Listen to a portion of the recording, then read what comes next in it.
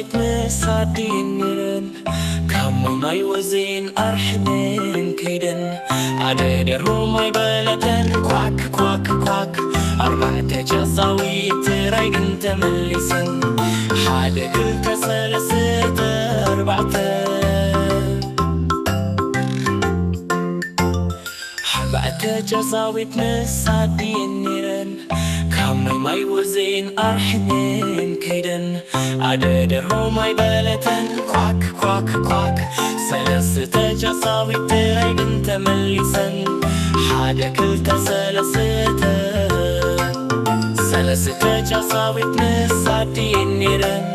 ካሙናይ ወዜን ኣርሕንን ከይደን ኣደደሩ ማይ በለተን ኳክ ኳክ ኳክ ክልተ ጨቓዊት ራይ ግን ተመሊሰን ሓደ ክልተ ጨቓዊት ምሳዲንን ካሙናይ ወዜን ኣርሕንን ከይደን ኣደደሩ ማይ በለተን ኳክ ኳክ ኳክ